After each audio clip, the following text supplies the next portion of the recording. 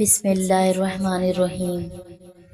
حضرت امام حسین رضی اللہ تعالی عنہ کوفے تشریف لے جانے پر آمادہ ہو گئے، لیکن حالات کا پتہ لگانے کے لیے آپ نے پہلے اپنے چچا زاد بھائی حضرت مسلم بن عقیل رضی اللہ تعالی عنہ کو وہاں بھیجا اور حضرت مسلم بن عقیل سے فرمایا کہ تم وہاں جا کر میرے لیے کوفیوں سے بیعت کر لو۔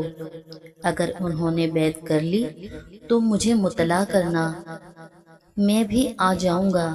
چنانچہ حضرت مسلم اپنے 2 کمسن بچوں کے ساتھ کوفے روانہ ہو گئے۔ ان 2 صاحبزادوں کے نام محمد ابراہیم اور محمد ہیں۔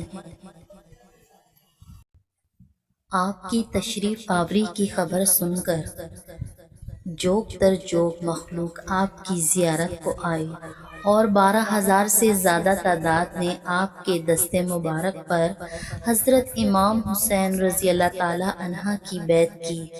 حضرت امام مسلم نے اہل عراق کی گرویدگی عقیدہ دیکھ کر حضرت امام رضی اللہ تعالی عنہ کی جانب میں عرض خط لکھا، جس میں یہاں کے حالات کی اطلاع دی اور التماس کیا کہ آپ جلدی تشریف لے آئیں تاکہ بندگان خدا یزید کے ناپاک شر سے محفوظ رہیں۔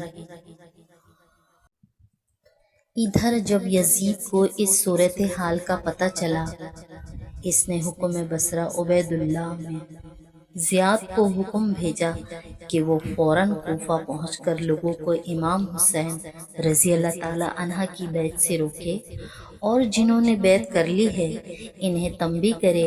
ابن زیاد بڑا مکار اور جلاد تھا۔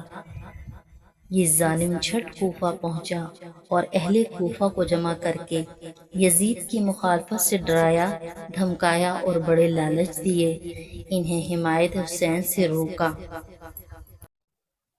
لوگوں نے جب یزید کے ڈر سے حضرت امام مسلم رضی اللہ تعالی عنہ کا ساتھ چھوڑ دیا اور آپ اکیلے رہ گئے، رات کا وقت تھا اور ابن زیاد نے آپ کی گرفتاری کے لیے شہر کے چاروں طرف کڑی نگرانی کر رکھی تھی۔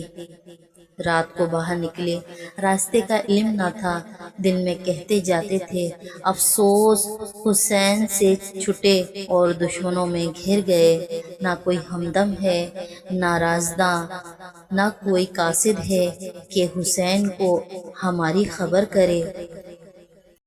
جس بزرگ عورت کے مکان میں آپ نے پناہ لے رکھی تھی، ابن زیاد نے اپنی فوج بھیج دی اور مکان کا محاصرہ کر لیا۔ حضرت امام مسلم رضی اللہ تعالی عنہ کو اس محاصرے کا پتہ چلا تو آپ تنہا تلوار لے کر ابن زیاد کے لشکر پر ٹوٹ پڑے، جیسے شیر بکریوں کے گلا پر حملہ آور ہوتا ہے۔ آپ کے حملے سے دل آوروں نے دل چھوڑ دیے اور بہت آدمی زخمی ہوئے اور بہت سے مارے گئے۔ ان ظالموں نے پھر دیواروں پر چڑھ کر آپ پر پتھر برسائے۔ حضرت مسلم کا بدن خستہ حال ہو گیا۔ آپ اس حال میں دیوار سے ٹیک لگا کر بیٹھ گئے اور فرمایا، الہی میں اس وقت بہت پیاسا ہوں۔ آپ کی یہ فریاد سن کر ایک بڑھیا گھر سے پانی لائی اور آپ کو دیا۔ آپ نے منہ سے لگایا مگر اس میں خون مل گیا، اس لیے آپ نے پھینک دیا۔ آپ کو دوبارہ پانی دیا تو اس میں آپ کے دانت نکل کر گر پڑے۔ بس آپ نے پیالہ رکھ دیا اور فرمایا، شاید خدا کو منظور نہیں ہے۔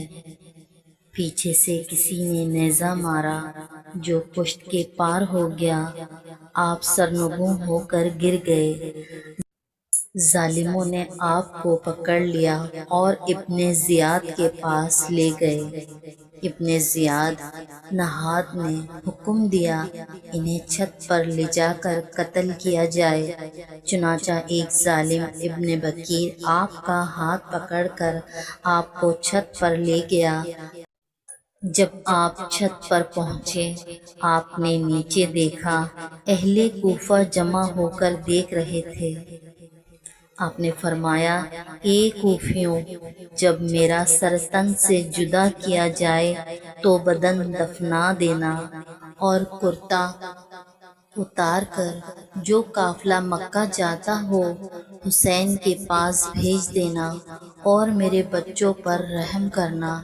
پھر مکہ کی طرف رخ کر کہا، السلام علیکہ یا بن رسول اللہ۔ اتنے میں ظالم قاتل نے آپ کے سر مبارک تن اتھر سے جدا کر دیا۔ انا للہ و انا الیہ راجعون۔ آپ کی شہادت کے بعد حارث نامی شخص کی بیوی نے ان دونوں بچوں کو پناہ دے رکھی تھی۔ حارث نے ابن زیاد کے کہنے پر ان دونوں بچوں کو اپنی بیوی سے چھین کر نہر فرات کی طرف لے گیا اور معصوم جانوں کو محمد اور ابراہیم دونوں شہزادوں کو شہید کر دیا۔ انا للہ و انا الیہ راجعون۔